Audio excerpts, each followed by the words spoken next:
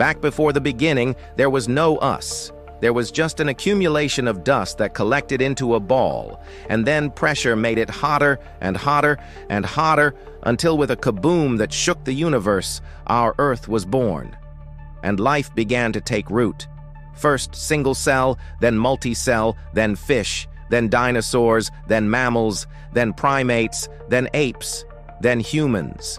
All it took was 4.6 billion years. But what if we compressed all that into a single hour?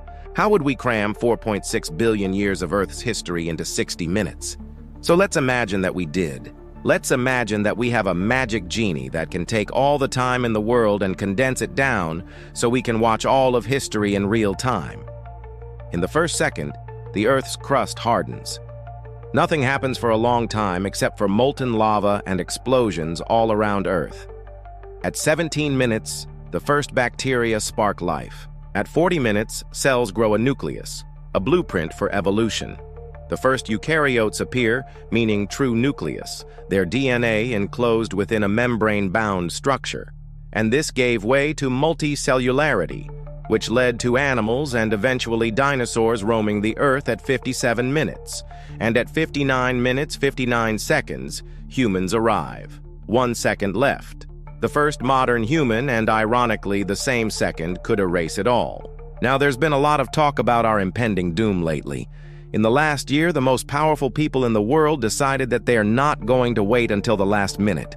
So here's what I envision happening in that final second. It begins with war, which is already happening. Human brain power turned into destruction. Nuclear fire rising, burning away at the skies.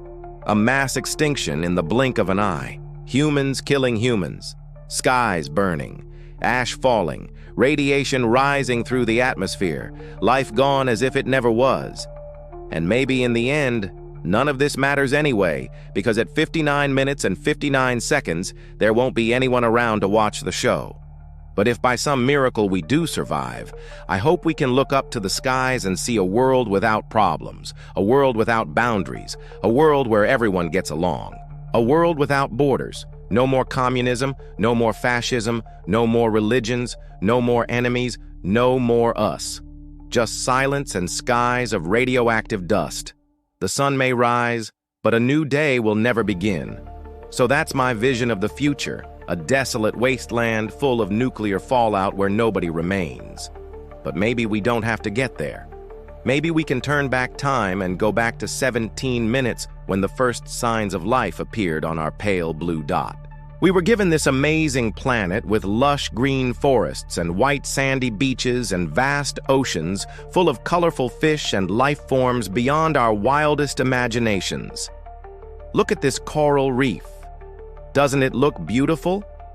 Well, unfortunately, scientists predict that in less than a century, this will be the norm rather than the exception. Our ocean ecosystems are on track to collapse by the year 2100. And if we don't change course, our once vibrant planet will be nothing but a barren wasteland similar to Mars or Venus. We know that fossil fuels are the main culprit behind our warming climate. So what if we replaced coal and natural gas with solar, green hydrogen, and wind energy? What if we drove less and used public transportation more? What if we planted trees instead of burning them?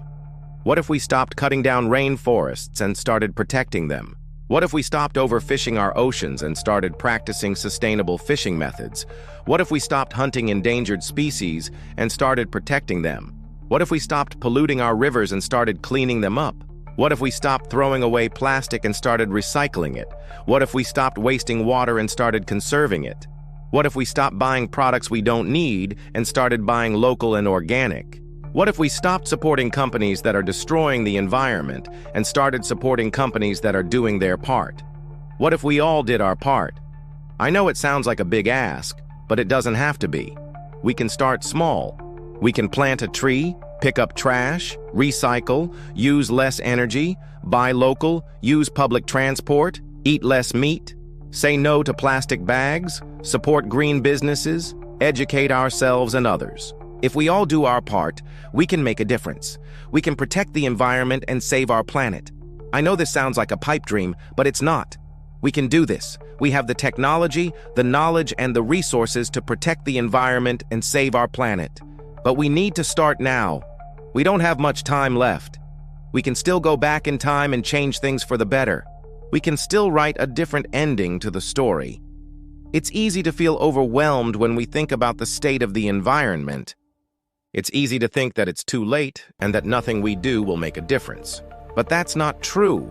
It's not too late. And the actions we take today will make a difference tomorrow.